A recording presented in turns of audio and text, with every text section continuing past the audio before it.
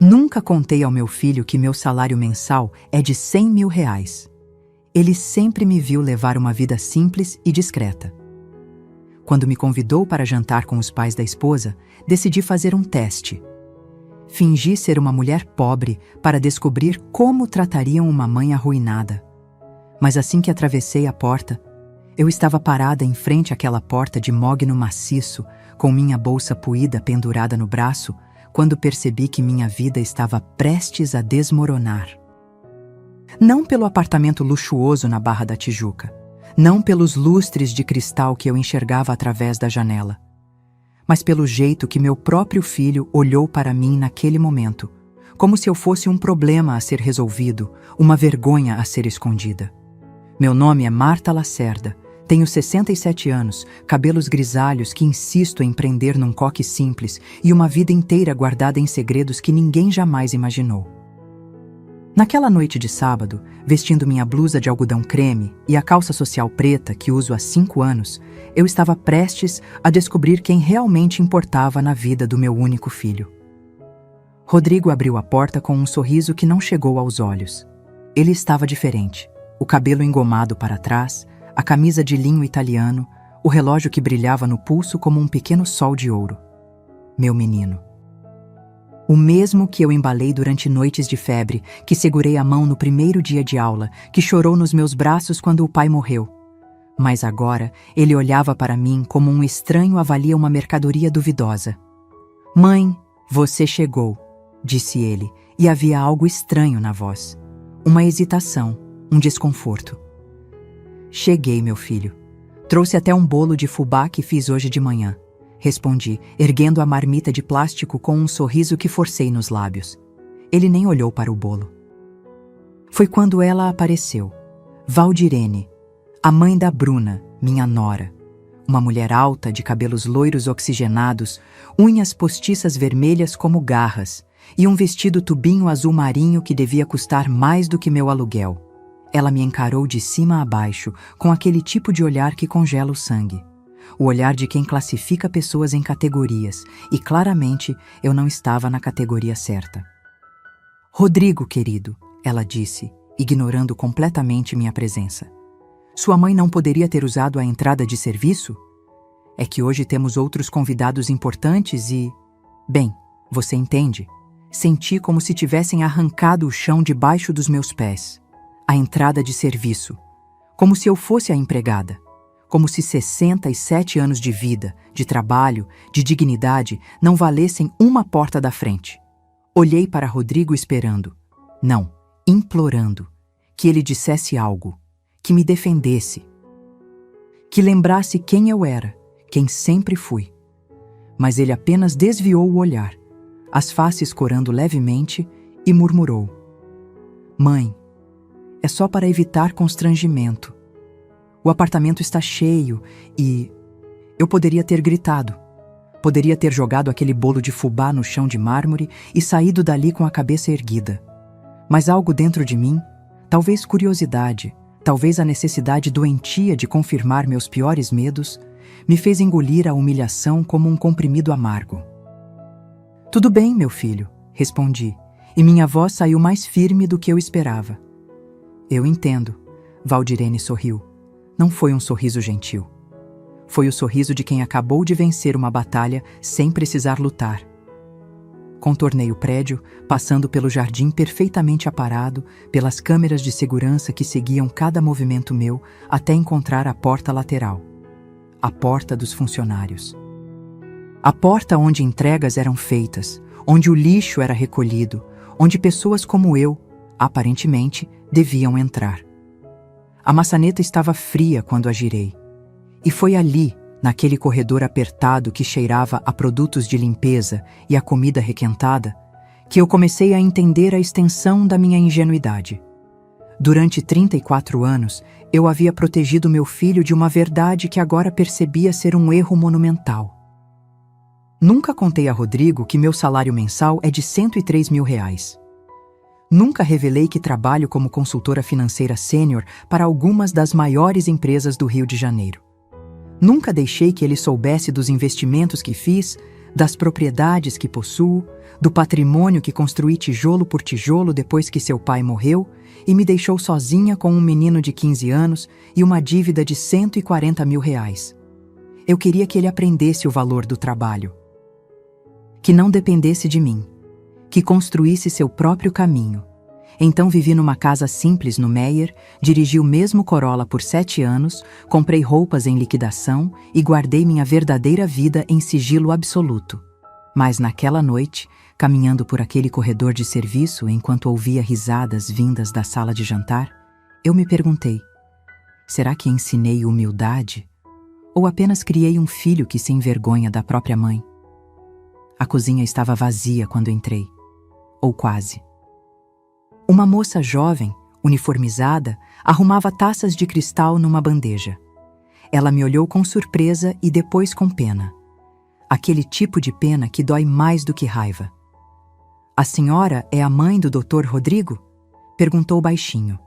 "Sou", respondi, e a palavra saiu como uma confissão de crime. "Sinto muito", ela sussurrou, e então se virou rapidamente, como se tivesse dito algo proibido. Fiquei ali parada, segurando minha marmita de bolo de fubá como uma idiota, quando Valdirene entrou na cozinha com a mesma expressão de superioridade que uma rainha usa ao visitar os estábulos. "Marta, querida", ela disse, e a palavra querida soou como veneno destilado. "Você pode esperar aqui. Vamos jantar primeiro com nossos convidados e depois... Bem, vemos o que sobra para você. Tudo bem assim?" Não era uma pergunta. Era uma ordem disfarçada de gentileza. Eu poderia ter confrontado. Poderia ter revelado tudo ali mesmo. Mas há momentos na vida em que você precisa deixar as pessoas mostrarem quem realmente são. E naquela cozinha perfumada com cheiro de salmão grelhado e molho de alcaparras, eu decidi fazer exatamente isso. "Tudo bem, Valdirene", respondi com um sorriso que praticamente me cortou a boca. "Eu espero." E esperei, sentada num banquinho de plástico ao lado da geladeira duplex, enquanto ouvia conversas animadas, brindes, gargalhadas, vozes que não me incluíam. Um jantar onde eu era apenas a intrusa tolerada, mas o que eles não sabiam, o que ninguém naquela casa luxuosa imaginava, era que eu não estava apenas esperando por comida. Eu estava esperando pelo momento certo de mostrar que subestimar uma mulher de 67 anos que construiu um império em silêncio é o tipo de erro que se paga muito, muito caro. E o pior ainda, não tinha acontecido. Enquanto ficava ali sentada naquele banquinho de plástico, observando a moça do uniforme ir e vir com bandejas de entrada, canapés de salmão defumado, brusquetas de tomate seco, camarões ao alho que exalavam um aroma que fazia meu estômago roncar, minha mente começou a viajar.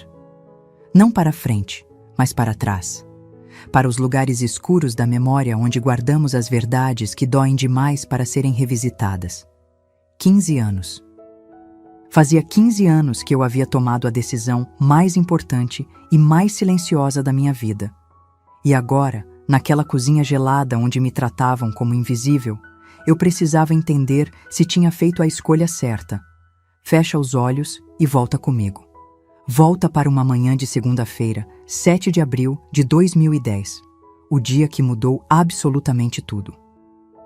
Eu estava no escritório da Ferrazem Associados, uma firma de consultoria empresarial no centro do Rio, onde trabalhava como analista financeira havia 8 meses. O salário era modesto, R$ 4.500 mensais, mas era honesto. Eu precisava daquele dinheiro. Meu marido, Juvenal, tinha morrido 3 anos antes de um infarto fulminante, me deixando com uma dívida hospitalar de R$ 140 mil e um filho de 15 anos que ainda chorava baixinho no travesseiro todas as noites. Naquela manhã, meu chefe, Dr. Augusto Ferraz, me chamou na sala dele. Um homem de 50 e poucos anos, cabelos brancos nas têmporas, óculos de armação dourada e uma reputação impecável no mercado financeiro. Ele estava analisando planilhas quando entrei. "Marta, senta aqui", disse ele, apontando a cadeira de couro na frente da mesa. Eu sentei com o coração acelerado, pensando que tinha cometido algum erro grave. Mas o que ele disse em seguida me deixou sem ar. Você salvou a conta da Petroconstruct. Aquela auditoria que você fez identificou um desvio de 3.200.000 reais que ninguém, absolutamente ninguém da equipe deles, tinha percebido. Ele tirou os óculos e me olhou diretamente nos olhos. Afafa, você tem um talento raro, Marta. Um olho para números que eu nunca vi em 40 anos de carreira. Eu não sabia o que dizer. Apenas balancei a cabeça, sentindo meu rosto esquentar. Quero te propor algo, continuou o Dr. Augusto. Te fazer consultora sênior da firma, salário inicial de 18.000 reais. E conforme você pegar mais contas, pode chegar a muito mais. O que você acha? 18.000 reais. 4 vezes o que eu ganhava. Dinheiro suficiente para pagar as dívidas, colocar Rodrigo numa escola melhor, talvez até começar a sonhar com uma vida que não fosse apenas sobrevivência. Eu aceitei naquele mesmo instante. E foi ali que tudo começou. Não apenas minha carreira, mas também minha decisão de esconder quem eu estava me tornando. Porque 3 meses depois daquele dia, eu já estava ganhando 26.000 reais por mês. 6 meses depois, 38.000. 1 ano depois, 52.000. As empresas me procuravam não apenas para auditorias, mas para reestruturações financeiras completas, para estratégias de investimento, para salvar negócios à beira da falência. Eu tinha virado uma referência silenciosa no mercado.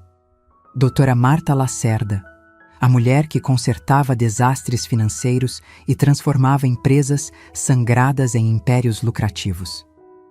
Mas quando eu voltava para casa, no meu apartamento de 2 quartos no Meier, tirava meu terno cinza e vestia uma camiseta velha, Rodrigo não sabia de nada disso. Eu contava para ele que trabalhava como assistente administrativa, que ganhava mais ou menos 6.000 reais, o suficiente para vivermos com dignidade, mas sem exageros. Por quê? Por que uma mãe esconderia seu próprio sucesso do filho? Porque eu tinha medo. Medo de que ele se acomodasse. Medo de que deixasse de lutar. Medo de que se tornasse dependente do meu dinheiro e nunca descobrisse a força que havia dentro dele. Eu tinha visto isso acontecer tantas vezes, filhos de pessoas bem-sucedidas que viravam sombras inúteis dos pais, vivendo de mesadas e heranças, sem propósito, sem dignidade. Então escondi tudo. Continuei morando no mesmo apartamento simples. Dirigi o mesmo Corolla prata de 2018 até os bancos começarem a rachar. Comprei roupa em brechó e liquidação. Cozinhei feijão e arroz todos os dias. Mas nos bastidores, nos lugares que Rodrigo jamais viu, eu construí um império. Comprei um terreno em Jacarepaguá por 800.000 reais, que hoje vale 2.300.000. Investi em ações, em fundos imobiliários, em títulos do Tesouro. Abri uma conta bancária separada onde depositava 80% do meu salário todos os meses. Paguei as dívidas do Juvenal em 2 anos. E ainda sobrou. Aos 52 anos, eu estava rica. Não absurdamente rica, mas confortavelmente rica. Rica o suficiente para nunca mais precisar me preocupar com dinheiro.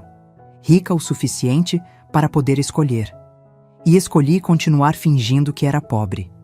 Rodrigo se formou em administração numa faculdade particular. Eu paguei os 3.800 reais mensais durante 5 anos, dizendo que tinha feito um empréstimo consignado. Quando ele quis fazer um intercâmbio no Canadá por 6 meses, custando 87.000 reais, eu vendi umas economias antigas para bancar. Quando ele precisou dar entrada no primeiro apartamento, um kitnet em Botafogo, consegui um dinheiro emprestado, 95.000 reais, que entreguei a ele como se fosse uma fortuna reunida em anos de sacrifício. E era mesmo sacrifício, mas não o tipo que ele imaginava, o sacrifício de mentir todos os dias. De fingir dificuldades que não existiam, de ouvir meu filho dizer: "Mãe, não se preocupa, eu te ajudo quando eu crescer", enquanto eu tinha mais dinheiro na conta do que ele ganharia nos próximos 10 anos de trabalho. Eu achava que estava fazendo o certo. Achava que estava protegendo ele, ensinando valores, construindo caráter. Mas ali, naquela cozinha da Barra da Tijuca, sendo tratada como uma vergonha ambulante, eu comecei a questionar tudo. Porque talvez eu não tivesse ensinado humildade. Talvez eu tivesse apenas ensinado Rodrigo a me ver como inferior, como alguém que precisava ser tolerado, sustentado, escondido quando pessoas importantes apareciam. Ouvi uma gargalhada vinda da sala de jantar. Era a voz do Rodrigo. Ele estava rindo, livre, feliz, enquanto eu esperava na cozinha como uma mendiga. Meus olhos arderam, mas eu não permiti que as lágrimas caíssem. Não ainda. Porque se tem uma coisa que aprendi em 15 anos construindo empresas por trás dos panos, é que lágrimas são para depois da batalha. Durante a guerra você mantém os olhos secos e a mente afiada. A moça do uniforme voltou carregando pratos vazios. Ela me lançou outro daqueles olhares de pena e sussurrou: "Eles estão servindo o prato principal agora. Salmão ao molho de maracujá com risoto de limão siciliano. Deve estar delicioso", comentei, forçando um sorriso. "A senhora vai comer alguma coisa?", perguntou ela, genuinamente preocupada. "Quando me chamarem", respondi. Mas eu sabia que o que eles iam me servir não seria salmão, não seria risoto, seria sobras. Seria o que sobrasse depois que os convidados importantes tivessem se saciado. E foi exatamente isso que aconteceu. Quando Valdirene finalmente voltou à cozinha, trazia um prato de plástico descartável, daqueles de festa infantil, com restos de arroz branco, um pedaço pequeno de frango requentado e uma colher de purê de batata frio. "Aqui, querida", disse ela com aquele sorriso falso. "Infelizmente o salmão acabou, mas isso aqui está fresquinho." Olhei para aquele prato, para a comida que não era boa o suficiente para os convidados, mas que aparentemente era boa o suficiente para mim. E naquele momento, algo dentro de mim começou a rachar.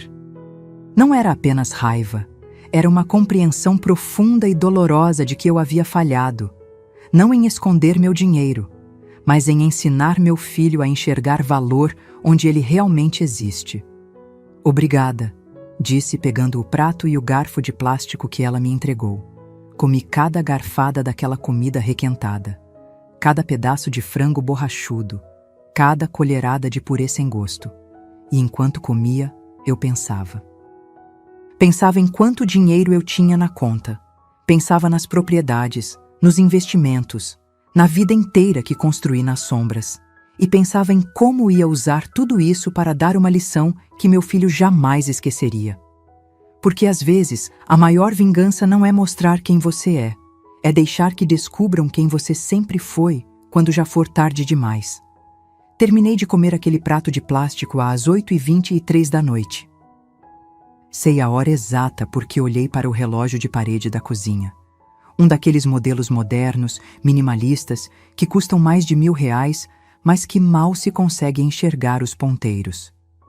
Tudo naquela casa era assim, caro, mas vazio de significado. Guardei o garfo descartável dentro do prato e fiquei ali sentada, ouvindo as vozes que vinham da sala. Risos altos, conversas animadas sobre viagens para Punta Cana, sobre carros importados, sobre investimentos em Miami. E no meio de todas aquelas vozes, reconheci a do meu filho. Rodrigo sempre teve uma voz bonita, grave, firme, daquelas que transmitem segurança. Quando era pequeno, ele cantava comigo enquanto eu lavava a louça. Músicas do Roberto Carlos, que o pai adorava. "Como é grande o meu amor por você." Ele desafinava, mas cantava com tanta alegria que eu ria até doer a barriga. Agora, aquela mesma voz falava sobre retorno sobre investimento, diversificação de portfólio, aquisição de imóveis em áreas nobres. Palavras técnicas, palavras frias, palavras que não combinavam com o menino que chorava assistindo o Rei Leão e que dormia abraçado com um ursinho de pelúcia até os 12 anos. Quando foi que eu perdi meu filho? Não foi de repente. Nunca é. É como erosão. Você não vê a pedra se desgastando até que um dia olha e há um buraco imenso onde antes havia fundação sólida. Os primeiros sinais apareceram há uns 2 anos. Rodrigo tinha conseguido um emprego como gerente comercial numa construtora de luxo aqui no Rio. O salário era bom, 17 mil reais mensais mais comissões. Ele estava orgulhoso, e eu também estava. Finalmente, meu filho estava construindo algo por conta própria. Mas foi nessa época que as visitas começaram a diminuir. Antes, Rodrigo vinha me ver todo domingo. Almoçávamos juntos. Ele levava a roupa suja para eu lavar, mesmo eu dizendo que ele já era homem feito e precisava aprender. E conversávamos sobre tudo. Sobre trabalho, sobre sonhos, sobre a solidão que os dois sentíamos desde que Juvenal tinha partido. Depois que ele começou naquela construtora, os domingos se tornaram quinzenais, depois mensais, depois esporádicos. As desculpas eram sempre as mesmas: reunião de última hora, evento de networking, compromisso inadiável. Eu entendia, ou pelo menos tentava entender. Afinal, eu também trabalhava muito. Eu sabia o que era sacrificar tempo pessoal em nome da carreira, mas havia algo diferente no distanciamento do Rodrigo. Não era apenas falta de tempo, era vergonha. Lembro do dia em que percebi isso claramente. Foi num sábado à tarde, uns 8 meses atrás. Ele tinha me ligado dizendo que passaria rapidinho para pegar uns documentos antigos que precisava. Quando tocou a campainha, fui abrir a porta animada. Fazia 3 semanas que não o via. Mas quando abri, ele não entrou. Ficou parado no corredor do prédio, olhando para dentro do apartamento com uma expressão que me cortou ao meio. Era constrangimento, vergonha pura. Mãe, você não pensou em, sei lá, renovar um pouco as coisas aqui de casa? Ele disse, evitando meu olhar. Tipo, trocar esse sofá, pintar as paredes, comprar uma TV nova. Olhei ao redor, tentando ver o que ele estava vendo. O sofá de chenille marrom que eu tinha há 15 anos, mas que era confortável e estava limpo. A TV de 32 polegadas que funcionava perfeitamente bem. As paredes creme que eu mesma havia pintado 2 anos antes. O tapete de crochê que minha mãe tinha feito antes de morrer. Está tudo funcionando bem, meu filho, respondi confusa. Não preciso trocar nada. Ele suspirou. Aquele tipo de suspiro que as pessoas dão quando acham que você não está entendendo algo óbvio. É que, olha, eu não me importo, tá? Mas se um dia você quiser conhecer alguém, sei lá, começar a namorar de novo, esse visual meio antigo pode afastar as pessoas. Alguém, pessoas. Ele não estava preocupado comigo. Estava preocupado com a imagem, com o que outros pensariam se vissem onde a mãe dele morava. Rodrigo, eu tô bem assim, disse sentindo um nó se formar na garganta. Não preciso impressionar ninguém. Eu sei, mãe, eu sei. Ele entrou rapidamente, pegou o envelope com os documentos que eu tinha separado e saiu ainda mais rápido. Tenho que ir, reunião importante. A gente se fala. E foi embora, sem um beijo, sem um abraço demorado. Apenas uma visita protocolar de alguém cumprindo uma obrigação social. Depois daquele dia, as coisas pioraram. Quando ele conheceu Bruna, uma moça bonita, loira, com aquele jeito de quem sempre teve tudo na vida, as ligações diminuíram ainda mais. Ele me contou do relacionamento por telefone, de forma breve, quase como quem dá uma notícia de rodapé de jornal. E quando ele me convidou para conhecê-la, 3 meses depois, escolheu um restaurante no centro, longe da Barra onde ela morava, longe dos lugares chiques que eles frequentavam. Um restaurante simples, de comida a quilo, onde ninguém que eles conheciam jamais iria. Bruna foi educada naquele encontro. Sorriu, fez perguntas sobre minha vida, elogiou meu colar de pérolas falsas como se fosse genuíno. Mas eu via nos olhos dela aquela avaliação silenciosa que todas as mulheres reconhecem. Ela estava me classificando, me medindo, e eu claramente não estava à altura. 3 meses depois, eles noivaram. Rodrigo me contou por mensagem de WhatsApp. Uma mensagem curta. Mãe, pedi a Bruna em casamento. Ela disse sim. Te amo. Te amo. 2 palavras que costumavam vir acompanhadas de abraços apertados e agora chegavam digitadas apressadamente entre um compromisso e outro. O casamento foi pequeno. Intimista, como eles disseram. 20 pessoas apenas. Eu fui, claro. Usei meu melhor vestido, um azul marinho que eu tinha comprado numa promoção 5 anos antes. Sentei na segunda fileira porque a primeira era para os pais dela. Valdirene e Adalberto, um casal que parecia ter saído de uma revista de decoração. Perfeitos, polidos e completamente artificiais. Durante a festa, Rodrigo mal conversou comigo. Estava ocupado circulando entre os convidados, todos amigos da família dela. Executivos, empresários, gente com sobrenomes que apareciam em colunas sociais. Eu era apenas a mãe dele, a mulher de vestido azul marinho sentada no canto, comendo salgadinhos e fingindo que não estava completamente deslocada. Quando fui embora naquela noite, Rodrigo me deu um abraço rápido e sussurrou: "Obrigado por ter vindo, mãe." Como se minha presença no casamento do meu único filho fosse um favor que eu estava fazendo a ele. E agora, 6 meses depois, eu estava na cozinha da casa dos sogros dele, sendo tratada como uma intrusa, como alguém que precisava ser escondido. Como uma vergonha que ele carregava e que finalmente tinha encontrado um lugar apropriado, longe da vista, longe do julgamento, longe da verdade. Olhei para minhas mãos. Mãos de 67 anos, com manchas de idade e veias salientes. Mãos que construíram uma vida inteira. Mãos que seguraram meu filho quando ele era bebê, que assinaram contratos milionários, que digitaram relatórios que salvaram empresas. E meu filho não fazia ideia de nada disso. A moça do uniforme voltou à cozinha e me ofereceu um copo de suco de laranja com um sorriso gentil. Eu agradeci, e enquanto bebia aquele suco azedo, tomei uma decisão. Eu ia descobrir até onde essa humilhação chegaria, até onde meu filho estava disposto a me rebaixar para agradar essas pessoas. E então, quando soubesse exatamente quem ele tinha se tornado, eu decidiria se ainda havia algo para salvar. Ou se era hora de deixá-lo descobrir sozinho o preço da ingratidão. Às 9 horas da noite, Valdirene finalmente me chamou para a sala de jantar. Não com um convite, com uma ordem disfarçada de gentileza que doía mais do que um tapa na cara. "Marta, querida, pode vir agora. Terminamos nossa parte do jantar." Levantei do banquinho com as pernas dormentes e segui ela pelo corredor. Cada passo ecoava no piso de porcelanato brilhante. Quando entrei na sala, o cenário me atingiu como um soco no estômago. A mesa imensa, de madeira nobre que devia custar uns 50 mil reais, estava coberta com uma toalha de linho branco. Taças de cristal refletiam a luz do lustre. Pratos de porcelana com detalhes dourados estavam empilhados na lateral. Restos de comida, cascas de camarão, ossos de cordeiro, guardanapos amassados, espalhavam-se como evidências de um banquete do qual eu não fiz parte.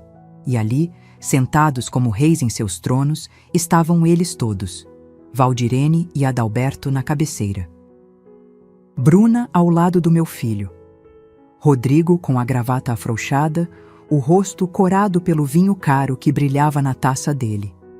E mais 4 pessoas que eu não conhecia, casais elegantes, perfumados, do tipo que frequenta clubes privados e vernissagens. Ninguém se levantou quando entrei. Ninguém puxou uma cadeira para mim. Mal olharam na minha direção. "Senta ali, Marta", disse Valdirene, apontando para uma cadeira no canto oposto da mesa, longe de todos, como se eu fosse uma criança sendo castigada. Sentei. O assento estava frio. E então percebi. Na minha frente não havia porcelana. Havia um prato descartável de plástico branco. Daqueles de aniversário infantil que custam R$ 10 o pacote com 50. Ao lado, um garfo e uma faca também de plástico. E um guardanapo de papel. Não de tecido como os que todos os outros usavam. Senti meu peito apertar, mas mantive o rosto neutro. Impassível.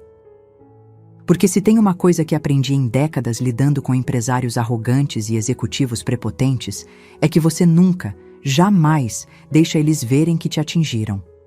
A moça do uniforme trouxe meu prato. Não era salmão, não era risoto. Eram sobras. Literalmente. Um pedaço de frango requentado que tinha perdido toda a cor e textura, arroz branco empapado e 3 rodelas de cenoura cozida demais. Infelizmente não sobrou da refeição principal, disse Valdirene com aquele sorriso que não chegava aos olhos. Mas isso aqui tá fresquinho, viu? A Neuza acabou de fazer. Olhei para o prato. Depois olhei para a mesa. Para os restos de lagosta, de salmão grelhado, de legumes coloridos assados na manteiga. Sobrou. Claro que sobrou. Só não sobrou para mim. Obrigada, disse, e comecei a comer. Cada garfada era uma lição de humilhação. O frango estava seco, borrachudo. O arroz, sem sal. As cenouras pareciam serragem na boca. Mas eu mastiguei tudo devagar, engoli cada pedaço, porque recusar seria dar a eles exatamente o que queriam, uma reação. E enquanto eu comia, eles conversavam. Não comigo, entre eles. Adalberto contava vantagens sobre um negócio de incorporação imobiliária que fechou. 380 mil reais de lucro em 3 meses. Valdirene falava sobre a viagem que planejavam para Paris em novembro. Primeira classe, hotel 5 estrelas, 15 dias. Bruna mostrava fotos no celular de um closet que estava reformando. 80 mil reais só em marcenaria. E Rodrigo? Meu filho ria, comentava. Participava daquela conversa sobre luxo e ostentação como se tivesse nascido naquele mundo. Até que Valdirene olhou para mim, diretamente, com aquele olhar que classifica pessoas como quem separa lixo reciclável. Marta, Rodrigo me contou que você mora no Meier. Deve ser difícil, né? Aquela região. Ela pausou, deixando a palavra flutuar no ar como fumaça tóxica. Tão complicada. Antes que eu pudesse responder, Adalberto emendou. É que a gente sempre fala pro Rodrigo. Tem que ajudar a mãe, né? Botar ela num lugar mais adequado. Afinal, conforme a idade vai chegando, a gente precisa de mais conforto, mais segurança. Eles estavam falando de mim como se eu não estivesse ali, como se eu fosse um problema a ser resolvido, uma carga, um peso.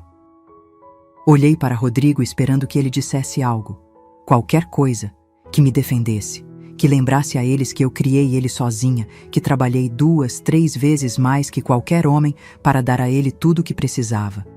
Mas Rodrigo apenas bebeu mais vinho e murmurou. A gente tá vendo isso, sogro. É uma questão de tempo. Uma questão de tempo. Como se eu fosse um projeto de caridade. Como se minha vida inteira pudesse ser resumida a uma questão de tempo, até que alguém decidisse o que fazer comigo. Foi nesse momento que um dos convidados, um homem grisalho de terno cinza, comentou. O importante é a família cuidar, né? Tem tanta gente que abandona os pais em asilo público. Verdadeira crueldade. Asilo. A palavra pairou na sala como um abutre sobre carniça. E então ouvi algo que congelou meu sangue. Bruna, rindo baixinho, cochichou para a amiga ao lado dela. Mais alto o suficiente para eu ouvir. Imagina ter que sustentar sogra pobre pro resto da vida. É tipo herdar dívida. Ela riu. A amiga riu. E Rodrigo, meu filho, não disse absolutamente nada. Terminei de comer aquela comida horrível no silêncio mais pesado da minha vida. Agradeci educadamente. Levantei da mesa e voltei para a cozinha, onde Neuza, a moça do uniforme, lavava a louça com os olhos vermelhos. Ela também tinha ouvido. Sinto muito. Ela sussurrou de novo. Não precisa, respondi. Às vezes a gente precisa ver quem as pessoas realmente são antes de decidir o que fazer com elas. E naquela noite, saindo pela porta de serviço como tinha entrado, eu já sabia exatamente o que fazer. Só faltava o momento certo de executar. Antes de sair, pedi para usar o banheiro. Valdirene fez uma cara de desgosto, como se eu tivesse pedido para dormir na cama de hóspedes, mas acabou concordando com um gesto impaciente da mão. Usa o do corredor de serviço. É depois da lavanderia, última porta à esquerda. Segui pelo corredor estreito, passando pela área de serviço onde uma lavadora e secadora importadas zumbiam baixinho. O banheiro era pequeno, simples, claramente destinado aos funcionários. Mas estava limpo. Lavei as mãos, olhei para meu reflexo no espelho. Uma mulher de 67 anos com olhos cansados e um nó na garganta que não dissolvia. Respirei fundo. Mais alguns minutos e eu estaria longe dali. Longe daquela humilhação. Longe da prova viva de que tinha falhado como mãe. Quando abri a porta do banheiro, ouvi vozes vindas de algum lugar próximo. Vozes abafadas, mas intensas. Instintivamente, parei. A porta de um dos cômodos ao lado estava entreaberta. Uma fresta de luz escapava, formando uma linha dourada no chão. Era o escritório. E as vozes vinham de lá. Eu deveria ter ido embora. Deveria ter seguido meu caminho, pego minha bolsa e saído daquela casa sem olhar para trás. Mas algo me prendeu ali. Talvez intuição, talvez destino, talvez apenas a necessidade humana de confirmar que as coisas são tão ruins quanto parecem. Cheguei mais perto, e o que ouvi me destruiu. Olha, Rodrigo, eu entendo que é sua mãe. Era a voz de Adalberto, grossa, impaciente. Mas você precisa pensar no futuro, na sua família, na Bruna, nos netos que vocês vão ter. Silêncio. Depois, a voz de Valdirene, ácida como vinagre. Sua mãe não tem nada, querido. Absolutamente nada. Ela é um peso financeiro que só vai aumentar com o tempo. Remédios, consultas, tratamentos. Você vai bancar tudo isso sozinho enquanto ela vive naquele apartamento velho pagando aluguel? Ela não paga aluguel. A voz do Rodrigo soou baixa, quase envergonhada. O apartamento é dela. Pior ainda, Valdirene praticamente gritou. Quer dizer que tem um imóvel parado lá, sem render nada, enquanto ela poderia vender e usar o dinheiro para... Para o quê, mãe? Era a voz da Bruna agora, doce, mas calculista. A verdade é que aquele apartamento no Meier não vale quase nada. Talvez 150, 180 mil no máximo. Não resolve a vida dela nem por 5 anos. Meu coração batia tão forte que eu tinha certeza de que iam me ouvir. Mas tem aquele terreno, disse Adalberto, e eu senti o sangue gelar nas veias. O terreno em Jacarepaguá que você mencionou. Aquele sim tem valor. É, Rodrigo suspirou. Meu pai comprou há muitos anos. Tá no nome da minha mãe. Ela nunca quis vender. Quantos metros? Perguntou Adalberto com o tom de quem estava fazendo cálculos mentais. 1.200 metros quadrados, bem localizado, perto do Via Parque Shopping. Houve uma pausa. Eu podia quase ouvir os neurônios deles trabalhando, calculando, planejando. Isso vale facilmente 2 milhões, disse Adalberto, e a ganância na voz dele era palpável. Talvez 2,5 se negociar direito com alguma construtora. Você trabalha no ramo, Rodrigo. Conhece gente. Esse terreno é uma mina de ouro parada. Mas ela não quer vender, Rodrigo repetiu, e havia frustração na voz. Já tentei conversar sobre isso. Ela diz que é herança sentimental do meu pai. Herança sentimental. Valdirene riu com escárnio. Deixa eu te dizer uma coisa, meu filho. Sentimento não paga conta. Sentimento não garante futuro. Essa teimosia dela vai acabar prejudicando você. O que a senhora sugere? Perguntou Bruna, e o interesse na voz dela era nítido. Outra pausa. Mais longa dessa vez. Perigosa. Olha, eu não queria ter que falar isso, começou Valdirene, e eu sabia que o que viria a seguir seria terrível. Mas tem maneiras legais de resolver situações assim. Quando uma pessoa idosa começa a dar sinais de, digamos, confusão mental, incapacidade de gerir o próprio patrimônio. A senhora está falando de interdição? A voz de Rodrigo tinha um quê de choque. Estou falando de proteger sua mãe dela mesma, Valdirene rebateu rapidamente. E de proteger você. Você é filho único. Herdeiro legítimo. Esse terreno um dia vai ser seu de qualquer jeito. A questão é, você quer esperar mais 20 anos enquanto ele fica lá parado ou quer garantir o futuro da sua família agora? Mas ela não tá senil, Rodrigo murmurou. Ela tá bem, lúcida. Por enquanto, disse Adalberto com frieza cirúrgica. Mas conforme a idade avança, essas coisas aparecem. E quando aparecerem, já pode ser tarde. Já pode ter vendido o terreno para qualquer espertalhão que apareça, ou doado para a igreja, ou quem sabe deixado em testamento para alguma instituição. O pai tem razão, amor. Bruna entrou na conversa, e a traição na voz da minha nora doía mais do que eu esperava. A gente não tá falando de fazer mal para ela. A gente tá falando de cuidar dela. Colocar num lugar apropriado, com assistência, onde ela tenha conforto e segurança. Tem aquele asilo municipal em Campo Grande, sugeriu Valdirene. Público, mas dizem que é limpo. Ela teria comida, remédio, atividades. Asilo municipal. Público. Eles estavam planejando me trancar num asilo público, enquanto ficavam com 2 milhões do meu terreno. Eu não sei, Rodrigo disse.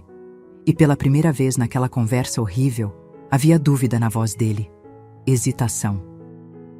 Talvez um resto de consciência. Ela é minha mãe. Ela me criou sozinha. Trabalhou feito louca para me dar tudo. E agora é sua vez de retribuir, cortou Valdirene, garantindo que ela seja cuidada adequadamente. Rodrigo, filho, você precisa ser racional. Sua mãe não tem dinheiro, não tem futuro, não tem nada para deixar além desse terreno que ela está desperdiçando por teimosia sentimental. Silêncio. Um silêncio que durou séculos.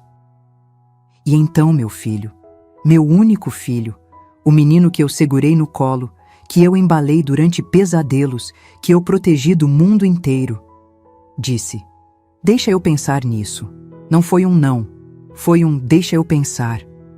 Minha mão cobriu a boca para abafar o som que queria escapar. Não era choro. Era algo mais primitivo, mais doloroso. Era o som de um coração se partindo em pedaços tão pequenos que nunca mais poderiam ser remontados. Afastei-me daquela porta em silêncio. Atravessei o corredor. Peguei minha bolsa na cozinha e saí pela porta de serviço sem me despedir de ninguém, porque naquele momento eu não tinha mais um filho. Eu tinha um inimigo. O trajeto de Uber da Barra até o Meier durou uma eternidade. 52 minutos pressa no trânsito da linha amarela, mas cada segundo parecia dilatar, esticar, como se o tempo tivesse virado algo elástico e cruel. Eu estava sentada no banco de trás, com a bolsa apertada no colo, olhando pela janela sem ver nada. O motorista tentou puxar conversa 2 vezes, perguntou se eu estava bem, se tinha acontecido alguma coisa. Eu apenas balancei a cabeça e murmurei: estou ótima, obrigada. Ele captou o recado e ligou o rádio baixinho. Uma música sertaneja tocava, falando sobre amor e traição. E a ironia era tão cruel que eu quase ri. Quase. Quando finalmente cheguei em casa, eram quase 11 da noite. O prédio estava silencioso. Subi os 4 andares de escada, o elevador estava quebrado há 3 semanas e o síndico ainda não tinha chamado o técnico, com as pernas pesadas como chumbo. Cada degrau era uma lembrança, cada passo, uma facada. Abri a porta do apartamento e fui recebida pelo silêncio.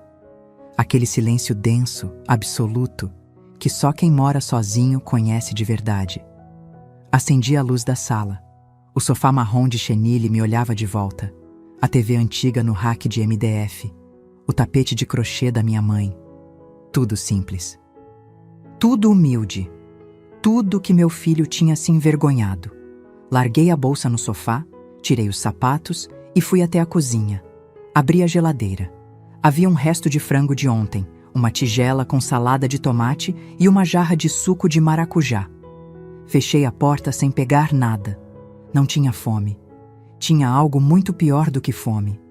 Tinha vazio. Voltei para a sala e sentei no sofá. Apenas sentei. Fiquei ali olhando para a parede por tempo indeterminado. 10 minutos. 20, 1 hora, não sei. O relógio na parede marcava os segundos com aquele tic-tac irritante que de repente parecia alto demais, invasivo demais. E foi então que comecei a chorar. Não aquele choro discreto, contido, de quem não quer incomodar. Foi um choro violento, gutural, que veio das profundezas de um lugar que eu nem sabia que existia dentro de mim. Soluços que sacudiam meu corpo inteiro, lágrimas que queimavam o rosto e embaçavam a visão.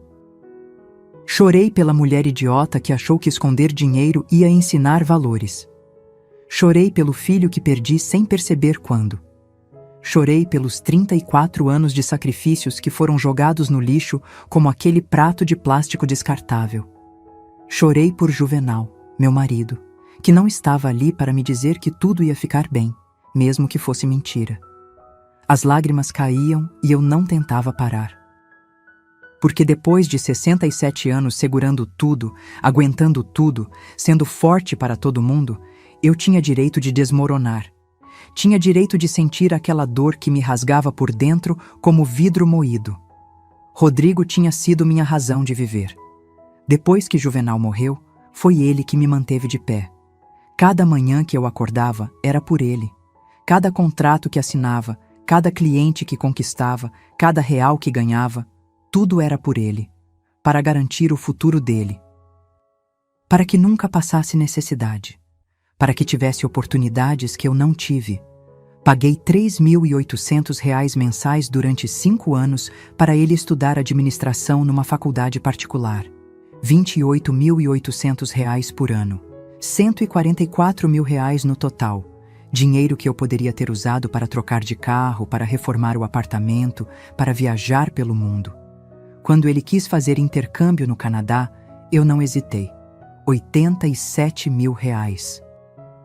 Disse a ele que tinha vendido umas economias antigas. Ele acreditou sem questionar. Passou 6 meses em Vancouver aprendendo inglês, conhecendo gente, vivendo experiências, e voltou diferente, mais polido, mais ambicioso, mais distante. Depois teve a entrada do apartamento. R$95 mil que entreguei a ele com um sorriso e uma mentira sobre dinheiro emprestado que vou pagar aos poucos. Ele pegou, assinou os papéis e 3 meses depois já estava reclamando que o apartamento em Botafogo era pequeno demais, longe demais, não tinha vaga de garagem. Somando tudo mesmo, eu tinha investido R$428 mil no meu filho ao longo dos últimos 15 anos. 428 mil. Dinheiro que dei com amor, com sacrifício, com a esperança de que ele se tornasse um homem de bem. E o que ele se tornou? Um homem que me escondeu pela porta de serviço, que me serviu comida em prato descartável, que ficou calado enquanto a sogra me humilhava, que estava considerando me internar num asilo público para roubar meu terreno. O choro ficou mais intenso, mais doloroso. Eu abraçava um dos almofadões do sofá como se fosse um salva-vidas no meio de um oceano revolto. E gritava. Gritava mesmo, ali sozinha no meu apartamento velho, deixando sair toda aquela dor que tinha sido represada durante anos. Por quê? Eu gritei para o teto, para Deus, para o universo. Por que eu fiz tudo errado? Onde foi que eu errei? Mas não havia resposta.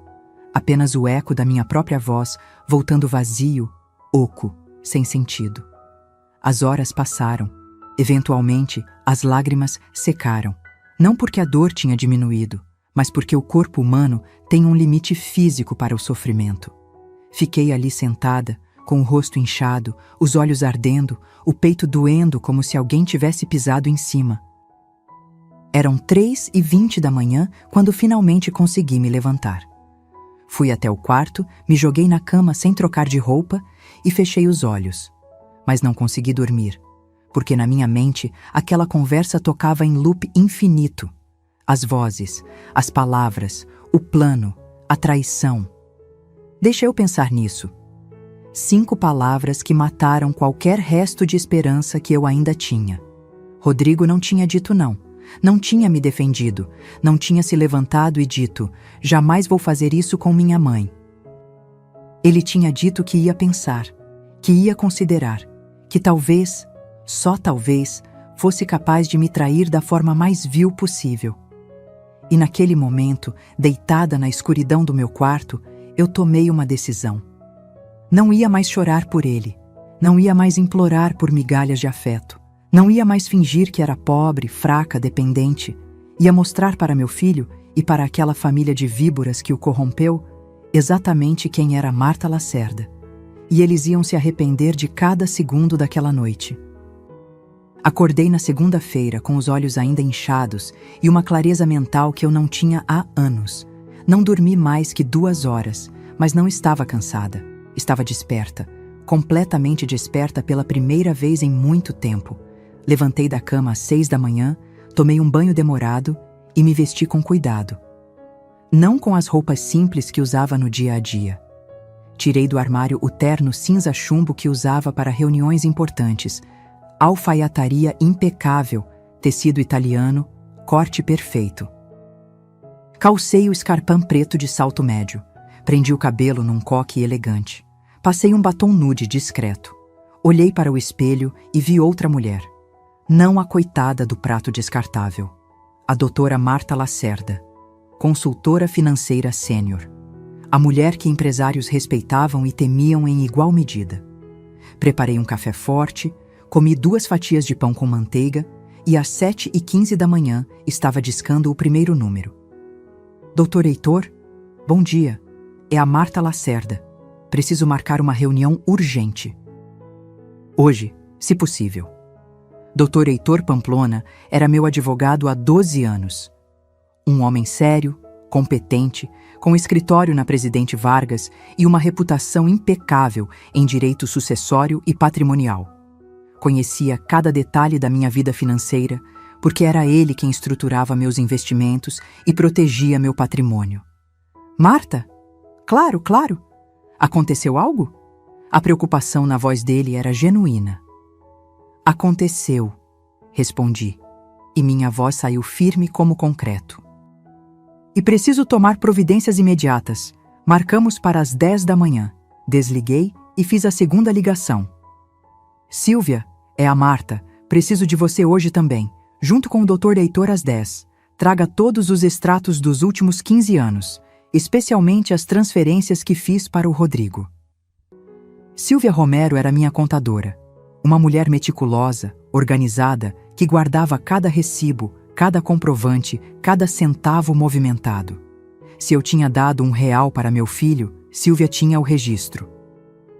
Está acontecendo o que eu estava temendo? Ela perguntou baixinho.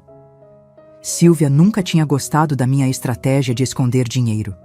Dizia que era perigoso, que podia virar contra mim. Eu não escutei. E agora estava pagando o preço. Pior do que você imaginou, respondi. Mas vamos resolver isso. Fiz mais 3 ligações.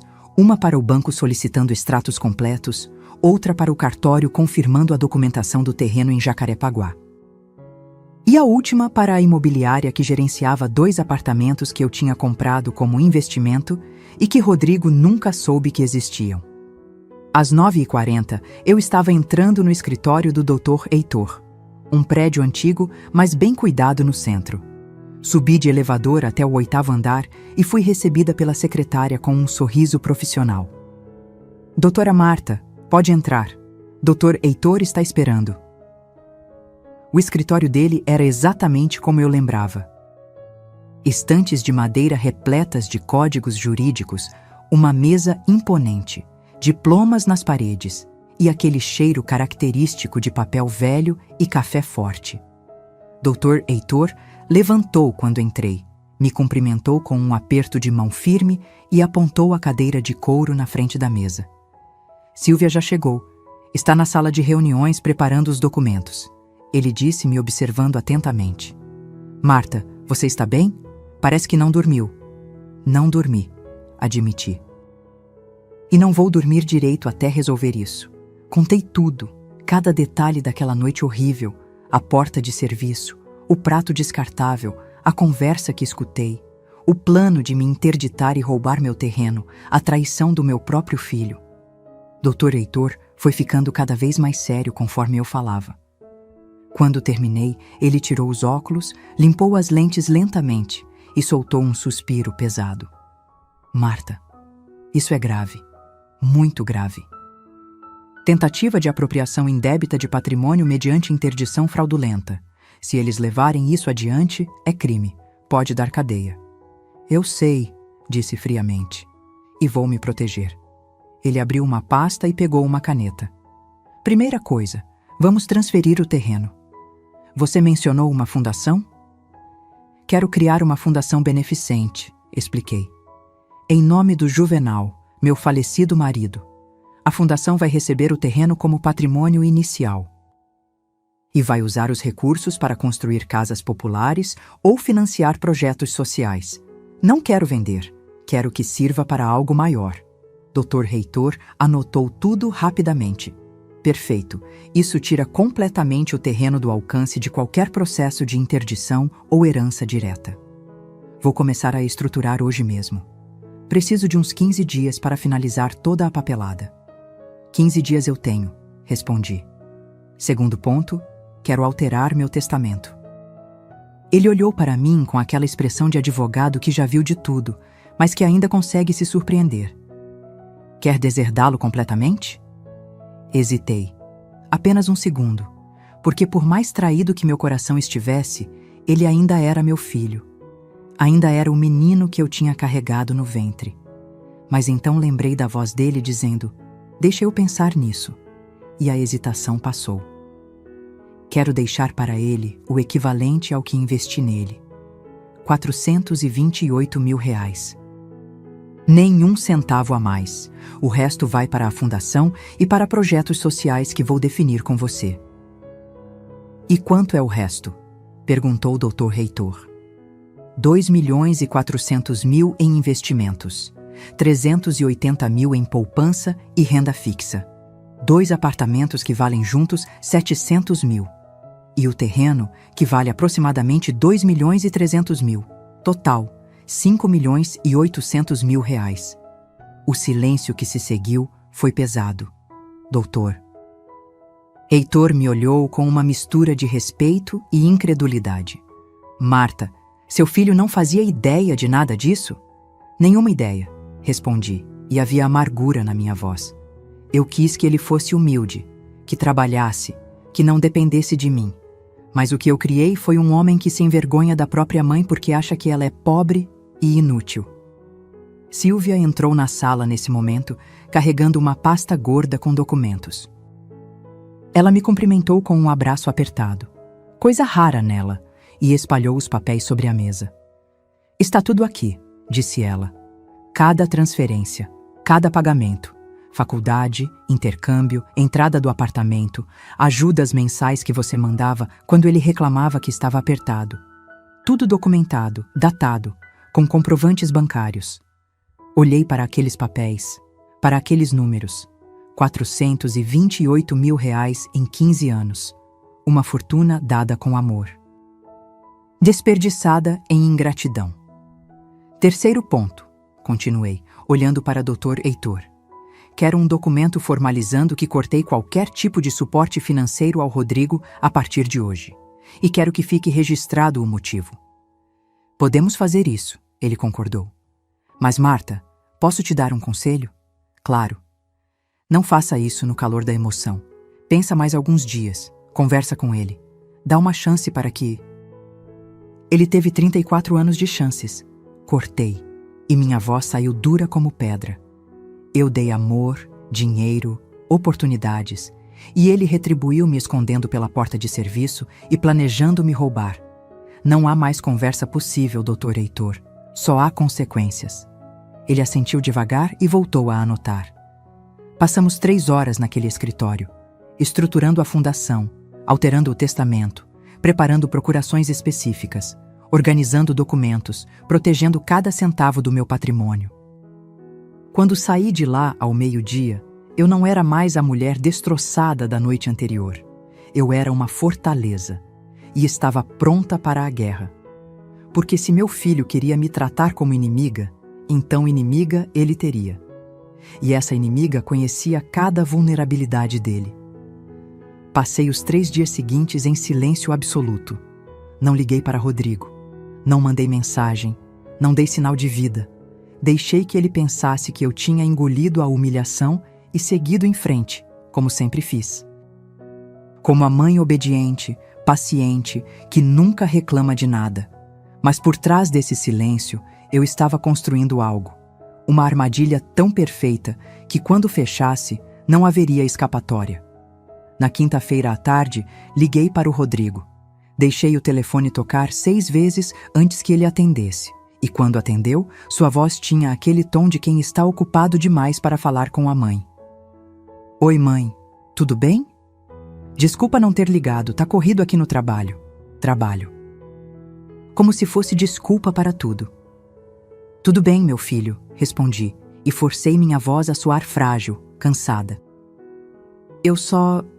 Eu precisava falar com você sobre uma coisa. Silêncio do outro lado. Um silêncio tenso. Que coisa, mãe? Respirei fundo, como se estivesse reunindo coragem. É que eu ando me sentindo meio confusa ultimamente, esquecendo coisas. Ontem fui ao mercado e quando cheguei em casa não lembrava o que tinha ido comprar. E tem essas contas, esses papéis todos do apartamento, do terreno. Tá tudo tão complicado. Fiz uma pausa, deixando a preocupação pairar. Acho que tô ficando velha mesmo, Rodrigo. Eu podia quase ouvir os neurônios dele trabalhando do outro lado da linha. A engrenagem girando. O plano sendo ativado. Mãe, não fala assim, ele disse, mas havia algo na voz dele. Interesse. Você tá bem, sim. É só cansaço. Mas olha, se você tá preocupada com essas coisas de papel, de documentos, eu posso te ajudar. Posso dar uma olhada, organizar tudo para você. Lá estava. A isca tinha sido mordida. Você faria isso por mim? Perguntei, fingindo alívio genuíno. Eu ia me sentir tão mais tranquila, sabendo que você tá cuidando disso. Claro, mãe, é só isso. Deixa comigo. Ele estava animado agora, quase empolgado. Que tal a gente marcar um almoço? Final de semana eu tô apertado, mas segunda-feira eu consigo. A gente conversa com calma sobre tudo. Segunda-feira. 5 dias para ele preparar os documentos, consultar os sogros, talvez até conversar com algum advogado corrupto. 5 dias para ele achar que tinha ganhado. Segunda tá ótimo, filho. Mas será que não pode ser num lugar bonito? Fiz minha voz soar quase infantil. Faz tanto tempo que não almoço num restaurante bom. Domingo passado foi... Bem, foi meio desconfortável para mim. Me senti meio deslocada.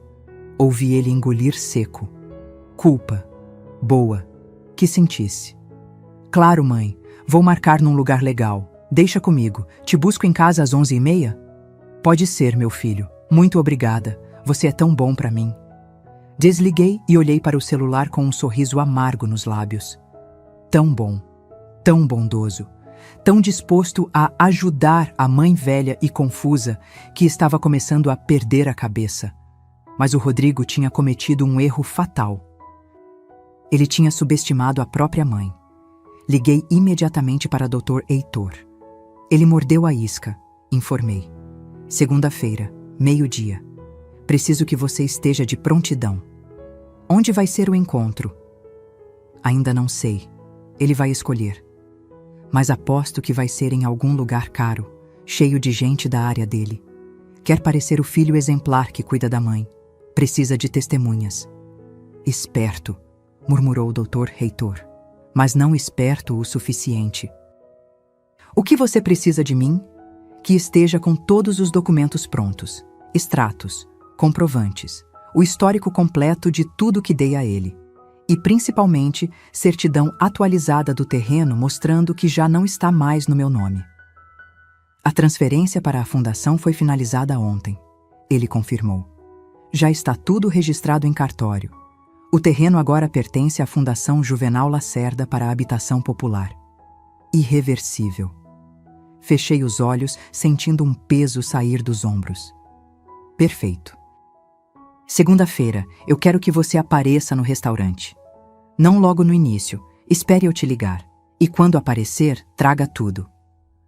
Vai ser um prazer, Marta. Um prazer enorme. O fim de semana passou devagar. Sábado, limpei o apartamento de cima a baixo. Domingo, cozinhei feijão tropeiro e arroz, comi assistindo um filme antigo na TV e dormi cedo. Dormi profundamente pela primeira vez desde aquela noite horrível. Porque agora eu não era mais a vítima. Eu era a caçadora. Segunda-feira amanheceu ensolarada. Um daqueles dias de céu azul sem nuvens que o rio às vezes presenteia a gente. Me arrumei com cuidado. Vesti o mesmo conjunto simples de sempre. Calça preta, blusa bege, sapatos baixos. Deixei o cabelo solto. Nenhuma maquiagem. Queria parecer exatamente o que Rodrigo esperava. Uma senhora humilde, um pouco perdida, um pouco vulnerável. Ele chegou às 11h30 em ponto. Buzinou do carro, como sempre fazia, em vez de subir. Desci carregando minha bolsa velha de couro puído. Dentro dela, meu celular com o número do Dr. Heitor na descagem rápida. O BMW dele brilhava ao sol. Preto, impecável, com aquele cheiro de carro novo que invade as narinas assim que você abre a porta. Entrei e forcei um sorriso. Oi, meu filho. Que carro bonito. Comprei mês passado, ele disse com orgulho. Bluetooth, bancos de couro, câmera 360 graus. Uma máquina. Uma máquina de R$250 mil, enquanto a mãe dele comia em prato descartável. Mas não disse nada. Apenas concordei com a cabeça e deixei ele dirigir. 20 minutos depois, estávamos entrando no Prana Vegetariano, um restaurante sofisticado em Ipanema. Teto alto, decoração minimalista, clientela selecionada. Exatamente o tipo de lugar onde executivos almoçam e fecham negócios. Quando entramos, reconheci alguns rostos, empresários que eu já tinha assessorado. Uma diretora financeira que me respeitava profundamente. Um consultor que me devia um favor enorme depois que salvei a empresa dele de uma auditoria desastrosa. Eles me viram, reconheceram, mas eu desviei o olhar rapidamente, mantendo minha postura de senhora simples e invisível. Rodrigo pediu uma mesa perto da janela. Um garçom atencioso trouxe o cardápio, e o preço médio dos pratos passava fácil de R$80. Pede o que quiser, mãe, disse Rodrigo com generosidade performática. Hoje é dia de comemorar. Comemorar o quê? Nós. Nossa relação. E o fato de que vou cuidar melhor de você daqui pra frente. Cuidar. A palavra soava doce, mas eu sabia que era veneno. Pedimos. Ele, um risoto de cogumelos com trufas. Eu, uma salada com salmão grelhado. Conversamos amenidades enquanto esperávamos. Ele falou sobre o trabalho, sobre um contrato grande que estava negociando, sobre uma viagem que queria fazer com a Bruna. E então, enquanto comíamos, ele disse: Mãe, trouxe uns papéis aqui para você dar uma olhadinha. Nada demais. Só uma procuração simples para eu poder ajudar você com as coisas burocráticas. Banco, contas, essas coisas. Assim você não precisa se preocupar mais. Ele tirou um envelope da pasta que tinha trazido. Dentro, folhas impressas. Texto pequeno, técnico, cheio de jargões jurídicos. Peguei os papéis e fingi que lia, mas já sabia o que estava ali. Procuração irrevogável, ampla. Dando a ele controle total sobre meu patrimônio. Parece complicado, murmurei, com a voz trêmula de propósito. Não é não, mãe. É padrão. Só assina aqui embaixo. Vou cuidar de tudo para você. Olhei para meu filho, para o homem em que ele tinha se transformado. E naquele momento senti uma tristeza profunda. Não por mim, por ele, porque ele estava prestes a perder algo que nunca mais conseguiria recuperar. Antes de assinar, disse baixinho: Tem uma coisa que preciso te contar. Ele franziu a testa. Que coisa, mãe? Peguei meu celular, disquei, esperei 2 toques. Dr. Heitor, pode vir agora. E então olhei para Rodrigo com um sorriso que não tinha mais nada de frágil. Vou te contar quem sua mãe realmente é. A expressão no rosto do Rodrigo mudou instantaneamente. Confusão, depois desconfiança. Ele olhou para o celular na minha mão, depois para mim, tentando entender o que estava acontecendo. Mãe, que história é essa? Quem é, doutor? Heitor, meu advogado. Respondi calmamente, guardando o celular na bolsa. Ele já está a caminho. Deve chegar em uns 10 minutos. Rodrigo piscou várias vezes, como se estivesse tentando processar uma informação que não fazia sentido. Seu advogado? Mãe, você não tem advogado. Você nem... Nem o quê, Rodrigo? Cortei e minha voz saiu diferente, firme, sem tremor. Nem tenho dinheiro para isso? Nem preciso de um? É isso que você ia dizer? Ele recostou na cadeira e pela primeira vez desde que entramos no restaurante pareceu nervoso. Não é isso. É só que... Você nunca mencionou que tinha um advogado. Tem muita coisa que eu nunca mencionei, respondi pegando o garfo e comendo um pedaço de salmão com calma deliberada. E hoje você vai descobrir todas elas. O silêncio que se instalou entre nós era denso, carregado. Rodrigo mexia no risoto sem comer, os olhos fixos em mim como se estivesse vendo uma estranha. Você sabe o que é engraçado, filho? Comecei, limpando a boca com o guardanapo de tecido. Durante 34 anos, eu trabalhei todos os dias da minha vida para te dar o melhor. Comida na mesa, roupa limpa, escola particular, faculdade, intercâmbio, apartamento, tudo. Eu sei, mãe, e sou grato. Deixa eu terminar. Minha voz cortou o dele como uma lâmina. Eu fiz tudo isso vivendo de maneira simples, modesta, porque eu queria que você aprendesse o valor das coisas, que não dependesse de mim, que construísse seu próprio caminho. Ele assentiu, ainda sem entender aonde eu queria chegar. Mas no processo de te ensinar humildade, continuei, e senti um nó se formar na garganta. Eu acabei ensinando outra coisa. Eu te ensinei a ter vergonha de mim. Mãe, eu nunca... Me fez entrar pela porta de serviço, disse, e cada palavra saiu pesada como chumbo. Me serviu comida em prato descartável enquanto todo mundo comia em porcelana. Ficou calado enquanto sua sogra me humilhava. E no final daquela noite, quando você achou que eu já tinha ido embora, ficou num escritório planejando me roubar. O rosto dele perdeu toda a cor, branco como o prato à nossa frente. Você ouviu? Cada palavra, confirmei. A conversa sobre interdição, sobre asilo público, sobre o terreno em Jacarepaguá que vale 2 milhões, sobre como seria melhor para todo mundo se eu fosse declarada incapaz. Rodrigo tentou falar, mas as palavras morreram na garganta. Ele olhou ao redor como se verificasse se alguém estava ouvindo, e então se inclinou para a frente, a voz saindo num sussurro desesperado. Mãe, não foi assim. Eu não ia fazer nada. Eles sugeriram, mas eu não. Eu só disse que ia pensar. Deixa eu pensar nisso. Repeti as palavras exatas dele. Não foi um não, Rodrigo. Foi uma consideração. Você considerou me trair, me roubar, me trancar num asilo enquanto ficava com meu patrimônio. Eu não ia fazer isso. Ele quase gritou, e algumas cabeças se viraram na nossa direção. Ele abaixou a voz novamente. Eu nunca faria isso com você. Eu só... Eles pressionaram, e eu não sabia como responder na hora. Então, deixa eu te ajudar a entender algumas coisas, disse, pegando a bolsa e tirando de dentro um envelope que eu tinha preparado. Essa procuração que você trouxe? Não vou assinar. Nunca vou assinar, porque diferente do que você pensa, eu não sou uma velhinha confusa que precisa de ajuda. Abri o envelope e coloquei na mesa uma folha impressa. Era meu extrato bancário do último mês. Rodrigo olhou, leu, e leu de novo, os olhos arregalando progressivamente.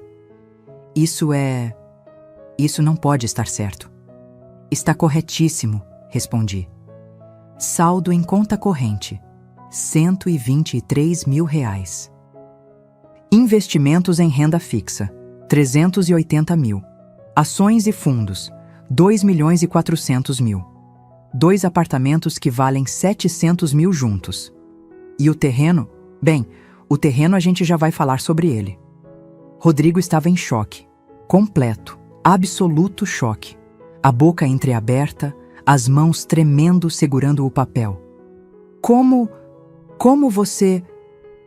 eu tenho tudo isso? Completei a pergunta. Trabalhando, Rodrigo. Eu trabalho como consultora financeira sênior há 15 anos. Meu salário mensal é de R$ 103 mil, às vezes mais, dependendo dos bônus. Eu salvo empresas. Reestruturou negócios. Faço auditoria de alto nível. Vários dos homens e mulheres que estão almoçando neste restaurante agora já foram meus clientes. Coloquei mais papéis na mesa, um por um. Contratos assinados com empresas conhecidas, certificações, cartas de recomendação. Doutora Marta Lacerda. Ele leu num dos documentos, a voz fraca. Você é a doutora. Marta Lacerda? Sou, confirmei. E sabe o que é mais triste? Você trabalha no mercado há anos e nunca conectou os pontos. Nunca percebeu que a consultora que salvou a Petroconstruct, que reestruturou a Alvorada Empreendimentos, que fez auditoria na Horizonte Urbana, era sua própria mãe. Ele estava abalado, completamente abalado. E eu não senti pena. Por que você nunca me contou? Perguntou, e havia acusação na voz. Por que mentiu para mim durante todos esses anos? Porque eu queria que você fosse forte, respondi, sentindo as emoções subirem. Queria que você trabalhasse, que lutasse, que não se tornasse mais um filho acomodado vivendo de mesada. Mas eu errei, Rodrigo. Errei feio. Você errou? Ele quase gargalhou, um riso amargo. Você mentiu para mim a vida inteira. E você planejou me roubar. Minha voz subiu, ecoando pelo restaurante. Silêncio total. Todos olhando. Eu te dei R$ 428 mil ao longo de 15 anos. Paguei sua faculdade, seu intercâmbio, seu apartamento, tudo. E você retribuiu querendo me trancar num asilo e roubar meu terreno. Foi nesse momento que Dr. Heitor entrou no restaurante. Alto, de terno azul marinho, pasta de couro na mão. Ele caminhou diretamente até nossa mesa com a postura de quem está acostumado a tribunais e confrontos. Boa tarde, cumprimentou educadamente, puxando uma cadeira e sentando-se sem pedir licença. Rodrigo, eu presumo? Prazer, Dr. Heitor Pamplona, advogado da sua mãe. Rodrigo olhou de mim para ele, depois de volta para mim, completamente perdido. Trouxe os documentos que você pediu, Marta, disse Dr. Heitor, abrindo a pasta e espalhando papéis sobre a mesa. Primeiro, histórico completo de transferências financeiras feitas para Rodrigo Lacerda nos últimos 15 anos. Total documentado, R$ 428 mil. Ele empurrou as folhas para frente. Rodrigo olhou. Estava tudo ali. Cada transferência, cada ajuda, cada mentira sobre empréstimo consignado. Segundo, continuou o Dr. Heitor, certidão atualizada do terreno em Jacarepaguá. Como você pode ver, o imóvel não está mais no nome da doutora Marta Lacerda. Foi transferido legalmente para a Fundação Juvenal Lacerda para a habitação popular. Irreversível, irrevogável. Rodrigo pegou o documento com mãos trêmulas. Leu, e seu rosto ficou cinza. Você doou o terreno? Doei, confirmei. Pro nome do seu pai. Para fazer algo que ele sempre sonhou. Ajudar pessoas de verdade. Construir casas populares. Dar dignidade para quem precisa. Não deixar nas mãos de gente gananciosa e ingrata. Terceiro e último. Dr. Heitor pegou mais um documento. Novo Testamento da doutora Marta Lacerda, registrado em cartório na última sexta-feira. Rodrigo Lacerda receberá como herança o valor exato que sua mãe investiu nele, R$ 428 mil. O restante do patrimônio, estimado em 5.800.000 reais, será destinado à fundação e a projetos sociais. O silêncio que se seguiu foi absoluto. Rodrigo olhava para os papéis como se fossem uma sentença de morte. E, em certo sentido, eram. A sentença da ganância dele. Mãe, ele começou, a voz quebrada. Eu nunca realmente ia... Não importa mais, cortei. O que importa é que você considerou. Você olhou para mim naquela noite, me viu como um peso, como um problema, como algo descartável. E isso eu não posso perdoar. Levantei da cadeira. Doutor Heitor fez o mesmo. Peguei minha bolsa, minha dignidade e olhei para meu filho pela última vez. A conta do almoço é por sua conta, disse. Afinal, você queria parecer o filho generoso, né? E saí daquele restaurante com a cabeça erguida, sob o olhar de dezenas de pessoas que finalmente tinham visto quem eu realmente era. Uma mulher que não precisava de ninguém.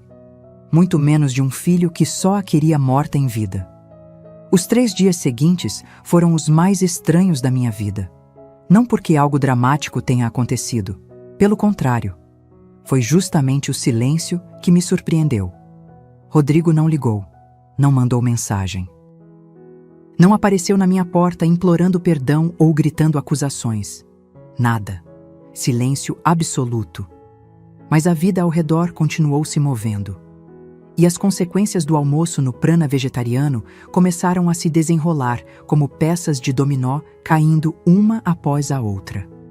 Na terça-feira de manhã, recebi uma ligação de Beatriz Fonseca, diretora financeira da Alvorada Empreendimentos, uma das empresas que eu havia assessorado 2 anos atrás. Ah, Marta, que história foi aquela no prana? Tá todo mundo comentando, ela disse, e havia admiração genuína na voz dela. Você colocou seu filho no lugar dele, bem na frente de meia dúzia de executivos. Virou lenda. Eu não sabia se ria ou se ficava constrangida. Não foi minha intenção criar espetáculo, Bia. Mas criou. E sabe o que mais? Aquele seu filho trabalha na Megacorp Construções, né? Pois é. O diretor-presidente estava almoçando lá também. Ouviu tudo. E não gostou nem um pouco. Meu estômago apertou. O que você quer dizer? Quero dizer que a Megacorp tem uma política rígida sobre conduta ética e valores familiares. Faz parte da imagem deles. Um gerente comercial, planejando roubar a própria mãe, não é exatamente o tipo de funcionário que eles querem representando a empresa. Desliguei o telefone alguns minutos depois, com uma sensação estranha no peito. Não era alegria, não era tristeza. Era apenas vazio. Na quarta-feira, Silvia apareceu no meu apartamento sem avisar, trazendo uma garrafa de vinho e um sorriso de orelha a orelha. Você precisa ver isso, disse ela, abrindo o notebook na mesa da cozinha. Olha o que chegou hoje de manhã. Era um e-mail da Receita Federal. Notificação de auditoria fiscal para Adalberto Mendes Carvalho e Valdirene Costa Carvalho. Investigação de sonegação fiscal e movimentação financeira irregular. Olhei para Silvia com os olhos arregalados. Você fez isso? Eu não fiz nada, ela disse com um sorriso inocente demais para ser verdadeiro. Apenas enviei algumas informações que chegaram ao meu conhecimento. Sabe como é, né? Cidadania, responsabilidade social. Que tipo de informações? Bem, pode ser que eu tenha descoberto que a construtora do Adalberto tem 3 empresas fantasmas. Pode ser que essas empresas tenham recebido pagamentos milionários sem nota fiscal. E pode ser que tudo isso esteja muito bem documentado e tenha ido parar na mesa de um auditor amigo meu. Fechei os olhos, sentindo uma onda de algo que não conseguia nomear. Justiça? Vingança? As duas coisas misturadas? Silvia, você não precisava... Precisava sim. Ela cortou. Séria agora. Aquela gente ia te destruir, Marta. Ia roubar você, te trancar e dormir tranquila depois. Gente assim não merece misericórdia. Merece exatamente o que está recebendo. Na quinta-feira, recebi uma ligação que eu não esperava. Era a Bruna. Dona Marta? A voz dela estava diferente, pequena, assustada. A senhora pode conversar comigo? Depende do assunto, respondi friamente. É sobre o Rodrigo. Ele foi demitido, perdeu o emprego e a gente tá com problemas, muitos problemas. Problemas como? Ela hesitou. Depois disse, a voz embargada. Meus pais estão sendo auditados pela Receita. Tem um monte de gente indo na empresa revirando tudo. Meu pai tá desesperado. E o Rodrigo não arranja emprego em lugar nenhum. Ninguém quer contratar ele depois do que aconteceu. A história se espalhou. Deveria sentir pena, mas não sentia. E você quer o que de mim, Bruna? Quero pedir desculpas. Em nome dele também. A gente errou. Errou muito. A senhora não merecia... Ela começou a chorar. Por favor, a senhora pode conversar com ele? Pode perdoar? A gente precisa da senhora. Não tem mais ninguém. Não tem ninguém, repeti lentamente. Engraçado. Vocês tinham eu. Tinham uma mãe que daria a vida pelo filho, que trabalhou 30 anos em silêncio para proteger ele. Mas eu não era boa o suficiente. Era pobre, humilde, uma vergonha. A gente sabe disso agora. A gente sabe que errou. E eu sei que não quero mais fazer parte da vida de vocês, disse, e a firmeza na minha voz me surpreendeu. Rodrigo fez escolhas. Vocês fizeram escolhas. Agora vivam com as consequências. Desliguei antes que ela pudesse responder. E foi naquele momento, com o telefone ainda quente na mão, que algo dentro de mim finalmente se rompeu. Mas não de dor, de libertação. Passei os próximos 2 meses dedicando meu tempo à fundação. A Fundação Juvenal Lacerda cresceu mais rápido do que eu esperava.